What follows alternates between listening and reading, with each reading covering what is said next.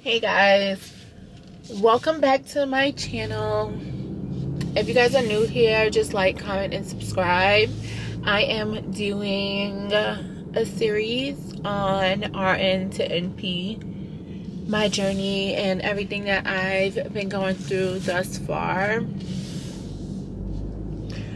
Since last week, a lot of things has changed.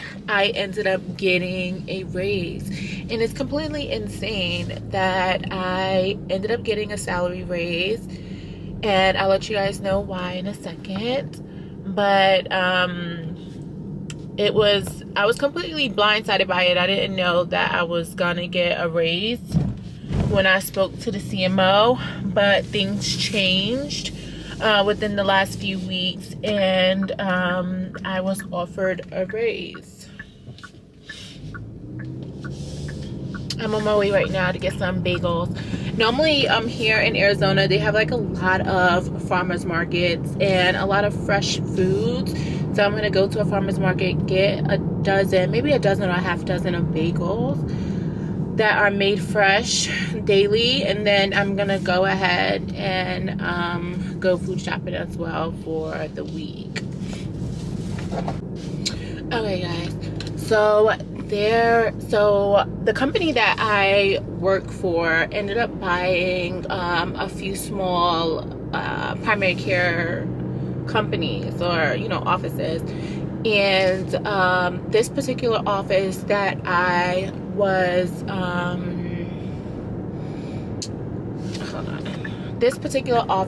was working for only seen about 40 patients per day, sometimes about 35 patients per day. So there's one provider that ended up, it's a few providers that ended up crossing over to this company once it was bought out. And this particular provider would see about 23 to 24 patients a day. So if you guys do the math, if we're seeing 40 patients per day and this one provider is already seeing half of those patients, there are 4 providers in the office. I was literally only seeing 4 patients a day. 4 to like 9 patients a day. I was bored out of my fucking mind, to the point where I was just like applying for other jobs, because at the end of the day, I would want a challenge. I don't want to see only 4 to 9 patients a day on a 8-hour shift. Like, it's pointless. I was literally on Instagram just doing nothing at all. Like, the MA that I was assigned to was like, you know what, you should set up a YouTube and we should actually just film the whole day. And I'm just like, bro, if I have to do that, that means that we have like a lot of time on our hands, and it's just like pointless, because I'm here to work, to actually gain the experience, to actually have a busy clinic and be able to just juggle and manage. And I'm literally seeing patients every 2 hours or once an hour, and it's just like, it was just really boring, honestly. So I was applying for jobs, and I was like, you know what, this is not gonna work for me, because at the end of the day, yeah, I could sit around and just make money, or I could literally just be off. Like, I don't need to be working 5 days a week if I'm only going to see 4 patients. You can just actually have me working 3 or 4 days a week. I'm perfectly fine with that. Working 5 days a week and not seeing anybody, that's literally, what am I even doing there? So just yesterday, I think it was Thursday, I had a talk with the CMO of the company, and he was like, you know what, I was looking at your schedule, and I don't even know if he gets like alerts if someone else, like if I apply for jobs, if he gets those alerts, who the fuck knows. But he did like a not a mandatory meeting, but like a pretty quick meeting, like a meeting where I didn't know that I was going to actually have a meeting until like the day of. And let me just pause this. All right, so I didn't know I was going to have the meeting until like the day of, and I was supposed to have it, it said with someone else, but it was just him and I on the screen, like on the computer. And then he was saying, hey, I know that site is really slow, people are raving about you, you are gonna be an amazing provider. I want you to be challenged a lot more. I want you to actually feel like you are doing something. And I was like, I couldn't agree more. So he was like, oh, I'm going to give you a salary raise if you transfer to another site. So I'm just like, you know, like, oh my God, then, like, you, if you guys know from the last video, the site that I'm at right now is super close to my house. It's not really that close. It's about 8 minutes, I would say, from my house. So I was just like, oh my God. And the site that I'm going to now was one of the sites that I trained at. And apparently the provider that I trained with is leaving the company. So he was like, he needs to fill there. And they said they normally don't do that for people who are really new, but I am excelling, or whatever he said. But then how do I know if I'm excelling if I've never seen a full amount of patients? You know what I'm saying? But I mean, I'm up for the challenge. So he's like, he'll give me a salary raise starting on Monday. I'm gonna be in the other site. I'm gonna be at the other site. So I was like, all right, fine. So I took it and I took the raise. So now I'm gonna be at the other site starting on Monday. Today's Saturday, by the way, just so you guys can have a reference.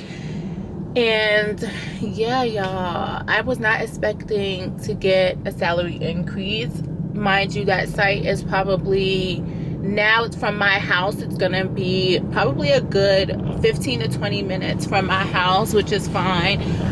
Maybe like 7 miles more, so like a total of probably 14 miles, which is fine, you know. So I took the raise and I took the site change, and we'll see how it's gonna go. So that, all right, so that site is pretty busy. They see about instead of us seeing about 40 patients a day, they see about 100 patients a day, and it's spread out between 4 providers. So every provider is getting about 20 patients, which I prefer. You know, I prefer fast paced, I prefer to be busy, and I prefer to be challenged, you know. So I think it's gonna be fine. The only space, it was just me and the MA. We were already planning on decorating and things of that sort.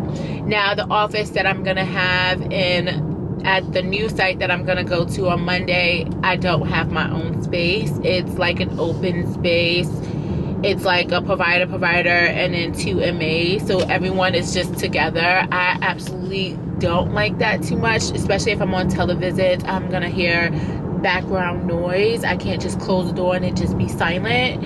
So that's just the only difference, and that was part of the reason why I was like not really wanting to go there, just mainly of me not having like my own space. And like if I want to shut out the rest of like the office, I could just easily just close my door.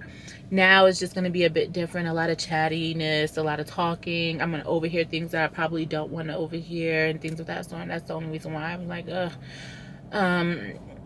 being there is just like, I don't know if I wanted to. But the vibes there were okay too. So I mean, I think I'm gonna do just fine. I normally do fine in any environment, really. But we'll see how everything goes. And then also, just for context, I decided to see weight management patients. I was comfortable with seeing children of all ages. I am not DOT certified, so I don't see like any like workers' comp. And well, is DOT workers' comp? Well, I don't see any like individuals that need clearance for work, as far as like truck drivers and things of that sort. And I did not want to see any pain management patients. Mostly with pain management, you don't initiate the medication typically. Sometimes as primary care providers, we are comfortable with filling these meds and having them like come back, do UDSs and making sure they're okay, and filling these meds. These are individuals that are on chronic pain medication. But I was warned by other providers that that might not be a good idea starting out early on in my career, only because most of these patients are the patients that are difficult to manage and handle, because the moment you say no is when they'll curse you out, or the moment you don't want to increase the dose or you want to refer them out, it's when they start to get a little bit hostile. So I just wanted to avoid that altogether and not deal with pain management. So I basically decided not to do it. The good thing about the managers that I've been working for thus far, asks you what you are comfortable with handling and managing. Most providers don't want to see children under 16, which I get. So it basically, you are able to pick what type of patients you want to see. So I think that's pretty good. And I'm sorry if I'm talking like I'm fucking slow. I don't even know what the hell I'm like. I can't. But overall, it's been an amazing experience. I think that the more I learn, the more I'm challenged, the more patients that I have, the more diversity of cases I will have, I will be able to manage and be pretty confident in managing patients. I think with me seeing just 4 patients a day, and most of these are ER follow-ups, some of them are just med refills, it was just not as challenging as I wanted it to be. And I'm super glad, and I think I mentioned it to one of one lady in headquarters. I was like, hey, she was in there with me, and she was like making sure I was squared away, and she's like, wow, it's really quiet in here. And I'm like, yeah, it's too quiet in here. Like, I'm not seeing any patients. I'm twiddling my thumbs. It's fucking boring. And then she was like, all right, I'm gonna see if I can move you somewhere else. And literally 2 days later, I'm like at another site. So I'm like, okay, at least people are listening. Because I was about ready to apply for another job. Because at the end of the day, it's just like, honey, I want to hit the ground rolling. I want to be busy. Like, I want the opportunity to be able to test. I want the opportunity to be able to just challenge myself, look up, go on UpToDate and be like, all right, this is kind of difficult. What should I do? I want those type of patient cases, and I'm not getting that. So I'm so glad I'm about to be challenged for real. I don't know which way I'm going.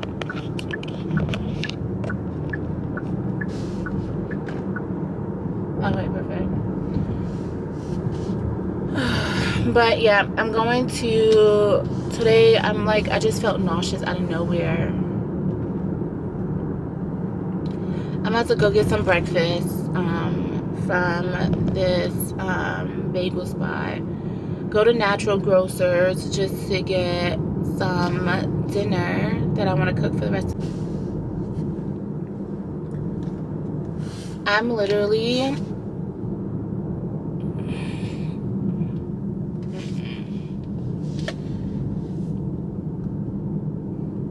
but yeah, guys, I am gonna go to Natural Grocers to go food shopping, and then I'm gonna go to this bagel shop.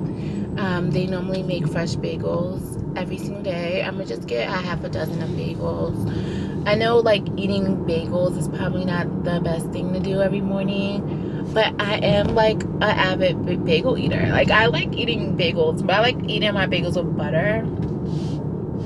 Some people don't like that, but I like a butter bagel. Sometimes I like a butter bagel with like jelly. I don't really like cream cheese that much. I'll eat it, but it's not my go-to. So, like, if I go to Starbucks and they don't have butter, I would get cream cheese. But do I like it like that? No, not really. I just don't like the thickness of it, and I don't like my teeth. I don't know. It's just weird. I just don't like my teeth having cream cheese on it. I'm thinking probably too much into that. But it's a lot of cowboys in Arizona. Everyone has like a cowboy hat on. But anyway, I'm gonna go food shopping. I'm probably gonna clean my house, meal prep, and do all the things. I know I said I was gonna film New York City, y'all, and I didn't. Oh shit. Oh yeah. So I just went food shopping. I just got a BLT with grilled onions and avocado from this bagel spot that I was telling you guys about. I got a dozen of bagels, and then I went to Natural Grocers to get a few items. I seen like a few TikTok, this is probably old as fuck, y'all, but TikTok, there was like this viral ground beef sweet potato dish from TikTok, and I'm obsessed with it. It has, oh shit, avocado, ground beef, sweet potatoes, and then I normally put like avocado dressing because I'm obsessed with avocado. So I normally do avocado dressing with it. So I plan on making that for like 4 of the days that I'm working. I have to go this way. 4 days that I'm working, and then Friday is like a short day, so I typically don't bring food on Fridays. But if I do, I might just bring like something simple, like a peanut butter and jelly type of sandwich or something. I don't know.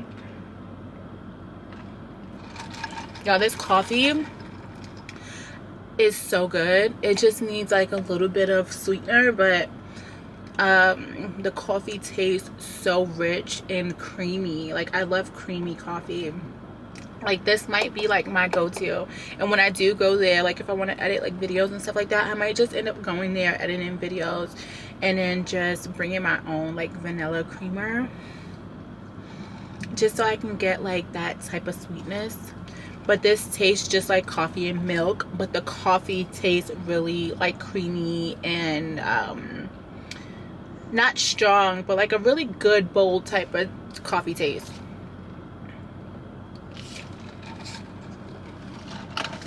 It's really good. And the crazy thing is, like, when I probably should never did that.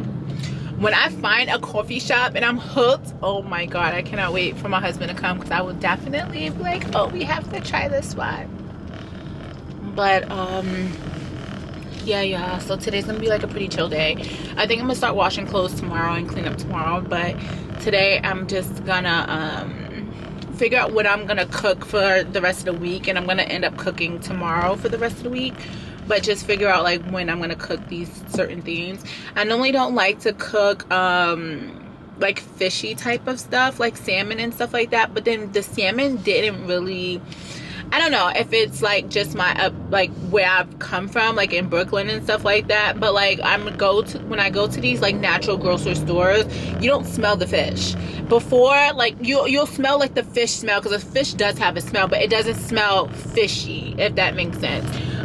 Growing up in Brooklyn, when I would go to like the fish markets, it would stink to me. And then for quite some time, I'm like, oh, I don't think I want fish. And then when I started going to other places, like more, I don't know, like better areas, the fish just has like this water fish smell and not like a fishy smell, if that makes sense. So the fish that I buy from Natural Grocers has just a regular salmon smell. But I don't know if I want to make that for work or not, but we'll see. Right now I'm obsessed with sweet potatoes. Obsessed. I think I've been eating a lot of sweet potatoes more than anything. Good health properties though with sweet potatoes, so I'm not really too mad, but I do have to switch it up, I know. So I'm just gonna make food for the week, and then I'm gonna end up I'm gonna make food for the week tomorrow, and then clean up tomorrow, wash clothes, and then just prepare my looks for the rest of the week. I still didn't get any scrubs yet, because it's supposed to have scrubs like with our names on it. I still didn't get scrubs yet, so I've been wearing just like business casual looks and a lot of like monochromatic looks. I can like probably do like a Monday through Friday look and show you guys what I wear throughout the week, but it's normally just all monochromatic. Like I have gray top, gray jeans, black top, black jeans, cream top, cream jeans, like that. And I feel like that vibe is really cute. So I'm gonna keep doing that. I'm looking for like a burgundy, some green slacks, and like dark green slacks, and burgundy, dark green slacks. I have some like brown slacks coming in the mail, with like this stripe, like brown blue type top. It's like more summer like. It's so cute. I cannot wait to wear it. And then I have 2 different pairs of gray pants, which are nice. I just need like a darker gray top to go with my darker gray pants. You see the vibes that I'm going for? Yeah, so cute. So that's what I'm wearing, and we shall see. No, but guys, overall I'm still enthusiastic, still excited about this new journey. I am more excited that I'm going to be going to a site that is busier. I prefer busier sites. I prefer same day appointments. I prefer a lot of sick visits, only because I feel confident in managing those visits.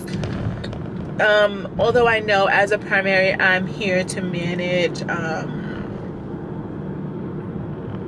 people's pre-existing conditions, pretty much maintenance.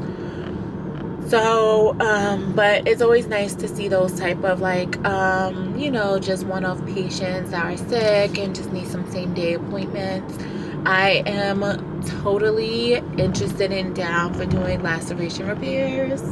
Like, I'm into procedures. I really do hope to do some procedures in that office.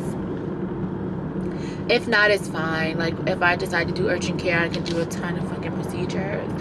But you know, I'm just open to doing procedures in the office, so we'll see how that goes. I do my fair share of pap smears. I feel like that's pretty simple for me.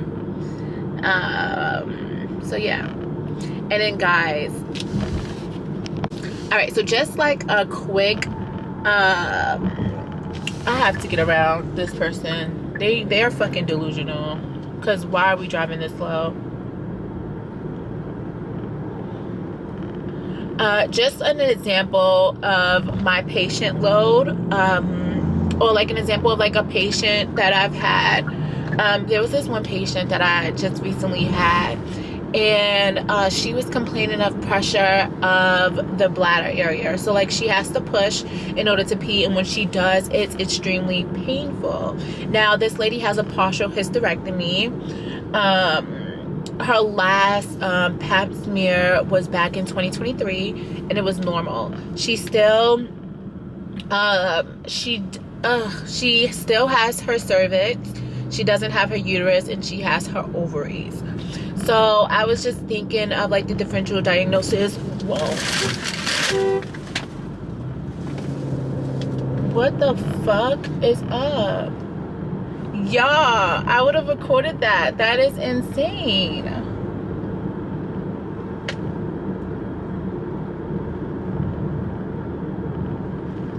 Bro, she almost ran right into my car. Shout out to me for paying attention while I'm filming. But what the fuck is wrong with these old ass fucking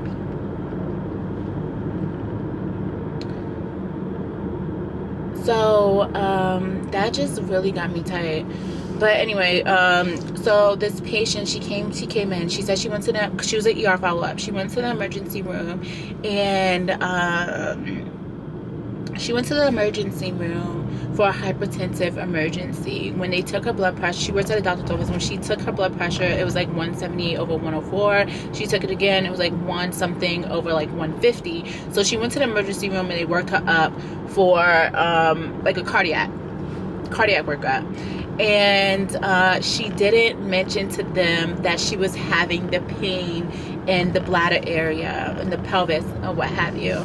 So when she came into me, she was telling me about it, and she said that they never worked her up. So I was like, fine, we can work you up here. So when I was talking to her, she's like, she had a partial hysterectomy. We spoke about it. She said she still has this, that, and the third. And I'm like, fine. When was your last pap smear? She's like, back in 2023, and it was normal. But being that she was having the symptoms, I'm like, hey, you're here. Let's do a pap smear. I'm going to do a bimanual exam just to press on your ovaries, just to see if you have any pain, see if you have any cervical motion tenderness or what have you. So I did the full exam, and it was normal. I sent out the pap smear swab in order for that to get checked out or whatever. And I referred her. Well, I wanted to do some imaging on her. I have to go this way. I wanted to do some imaging on her, so I did a transvaginal ultrasound, and I scheduled her out to like Simon Med for that or whatever. And I felt like I was pretty thorough in that regard, but I wasn't. I was doing some research, and I was trying to figure out like, hey, what else I could have done for her, because if she's having, and then guys, this was my thought process. So she was having pain and pressure when she pees. We did a urinalysis. It was clean. She's not having dysuria, but she's having pain when she urinates. And after she like urinates, she feels a little bit better. So I was like, that's like, I'm thinking more so like bladder, like, and when her bladder fills up, she's having the cramping, the pain, as if she's on her menstrual period. But when she finished peeing, she's fine. So I'm like, all right, we definitely need some imaging done in the pelvic area. Now she's a heavy set woman. So I was like, okay, let me just do a bimanual, because this can just be an ovarian cyst as well. I palpated the area where her ovaries are located, and she was like, it doesn't, like, she didn't have any pain.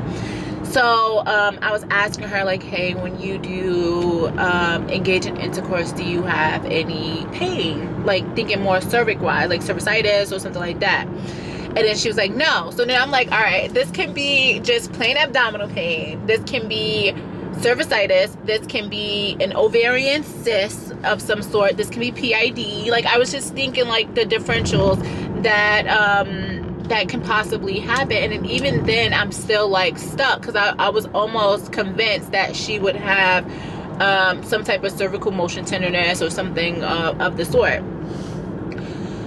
So we did the imaging, and I'm waiting for the imaging to come back just to see if something was normal or abnormal. Now, if nothing comes back, I'm referring her out to a gynecologist, because I feel like at the end of the day, we could work it up. But like, if we don't have any answers, I would rather her see a specialist.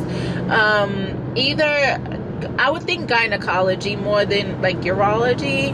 But I mean, whoever it would be, I would refer to a gynecologist, and gynecologists can consult whoever they want to consult. But I feel like at the end of the day, that would be my next step for her.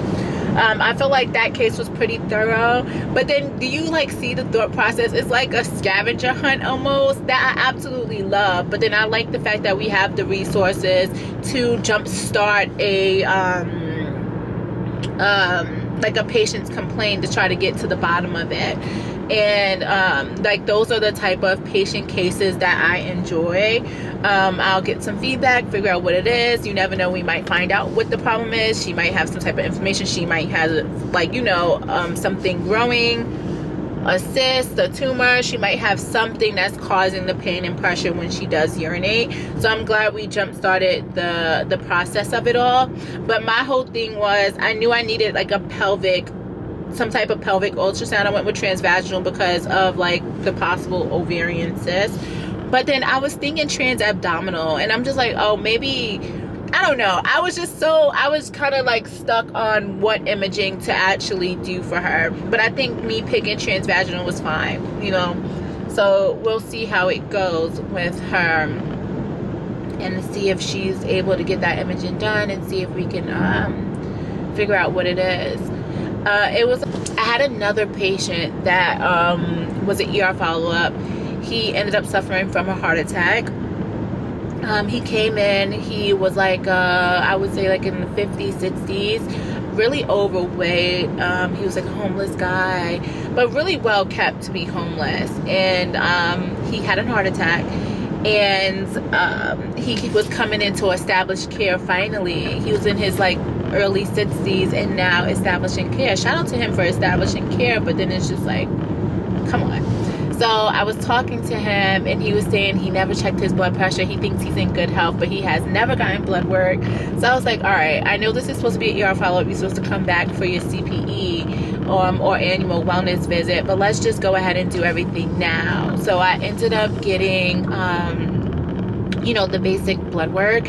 And normally for basic blood work, and I've noticed that a lot of people on Instagram say that providers don't do certain blood work, but we actually do, and insurances is actually will cover it. You don't have to go to an outside lab to get certain labs done. You can literally just let your provider know what labs you want done, and we will definitely do them without any problem.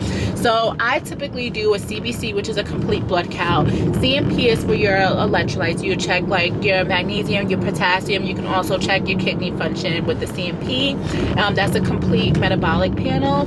And then I'll do a lipid panel, and I make sure the patients are fasting so that way I can have the most accurate results. Lipid panel checks for cholesterol, and cholesterol is a big one with hypertension and like a risk for CAD, heart attack, or what have you. And then I check for your hemoglobin A1C. Now, a trigger for me, and I don't normally just check hemoglobin A1C for anyone. If you are obese or overweight, I am checking your A1C, because you might think you are okay, but then you are obese, you have a round abdomen,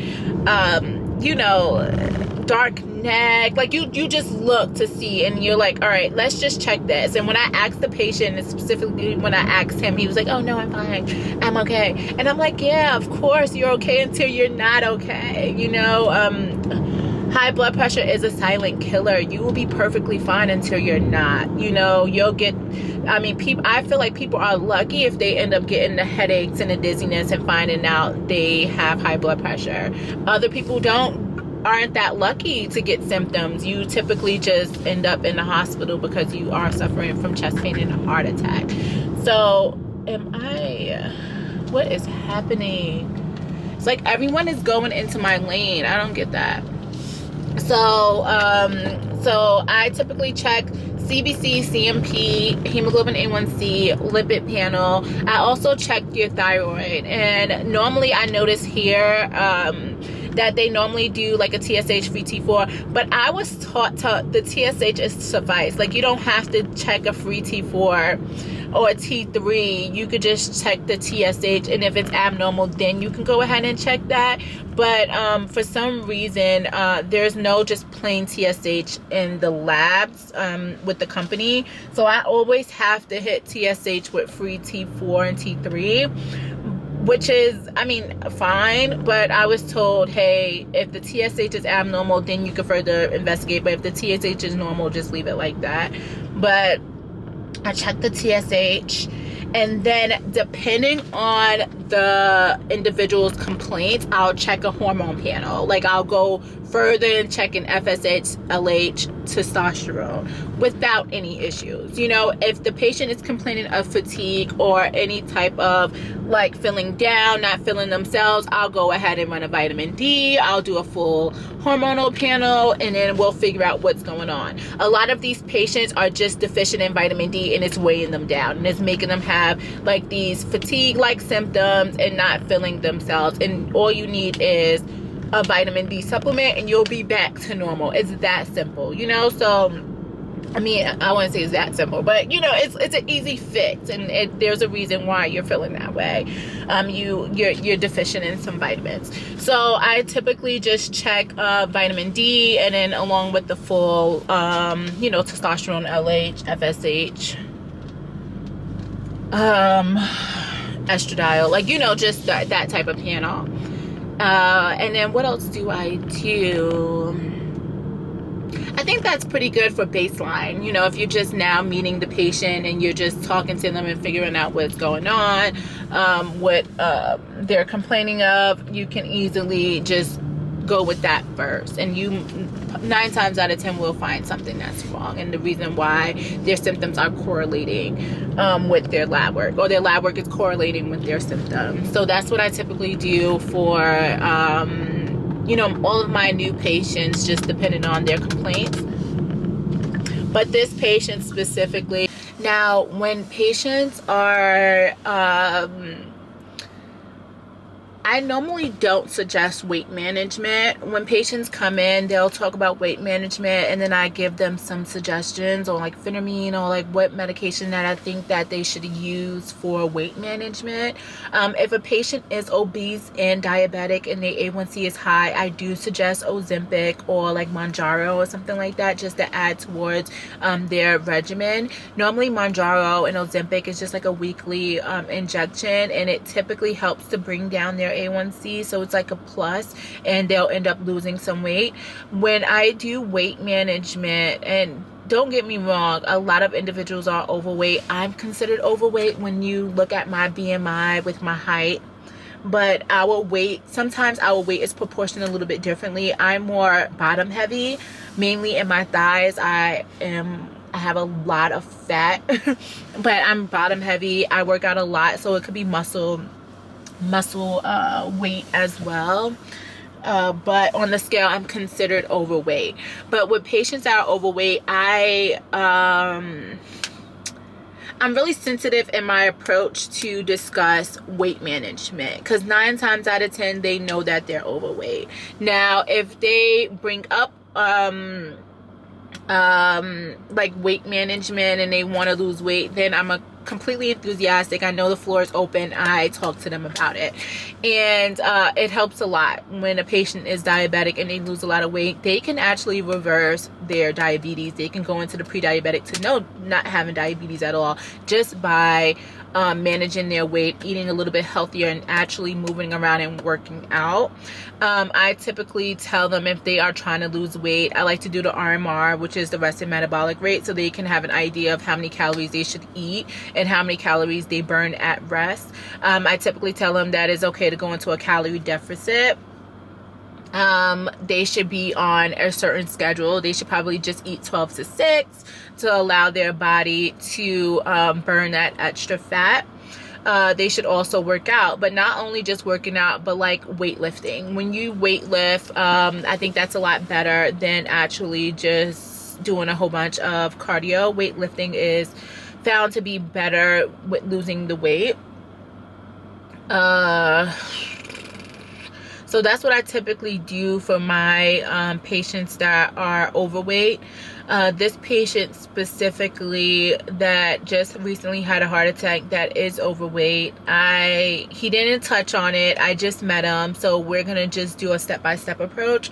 The more I get to know him, then I might feel comfortable with just like bringing up like, hey, let's try to lose some weight, or just hear his thoughts about just losing the weight, because I think that's gonna help him a lot. So that's typically what I do with weight management and approaching that scenario, because I feel like a lot of people can benefit from losing a bit of weight, including me. I can benefit. Everyone can benefit. So yeah, there's that. So those are like just 2 examples of the patients that I had that I felt like I know I need to take it as a step-by-step approach. You're not going to find the answers right away. Some people are gonna find diagnoses that they never thought that they had because they never had blood work, but this is just a reminder that it's always important to get some blood work. Just figure out what you're doing. Just because you feel okay doesn't mean that you are okay inside.